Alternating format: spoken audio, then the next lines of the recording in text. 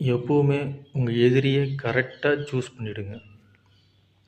உங்களை எதிர்க்கிறாங்கிறதுக்காக நம்ம யாரையும் எதிரியாக எடுக்கக்கூடாது.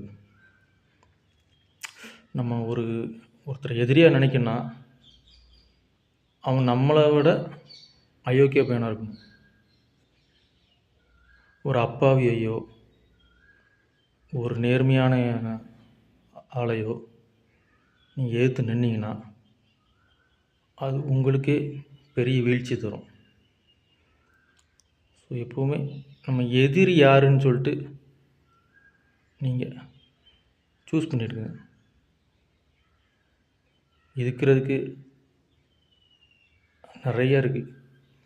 ஏகப்பட்ட ஐயக்குதனம் பண்ணுறாங்கள, அவங்கள எதிர்த்து நிற்கிறதுல ஒரு நியாயம் இருக்குது. எந்த தவறும் செய்யாதவனை எதிர்த்தா பெரிய வீழ்ச்சி. அதாவது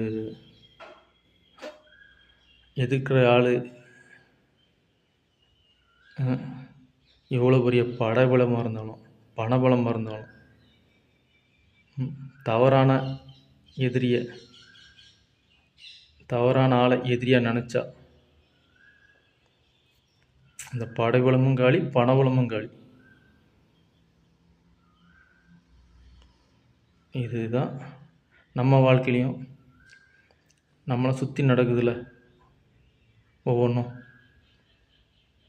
அதில் எது தப்பு எது சரி அப்படின்னு சொல்லிட்டு எது அநியாயமோ அதை எதிர்த்து நிற்கணும். அந்த அநியாயத்தை எதிர்த்தா எதிரி உங்கள் கண்ணு முன்னாடி வந்துடுவாங்க. உங்களால் யாரை ஈஸியாக அடிக்க முடியுமோ, யாரை ஈஸியாக தூக்கி எறிஞ்சு பேச முடியுமோ அவங்கள சூஸ் பண்ணி நீங்கள் அவனை வீழ்த்துறதுக்கு நீங்கள் தயாராக இருந்தீங்கன்னா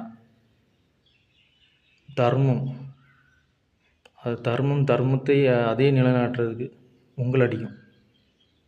ஸோ கவனமாக செயல்படுங்கள்.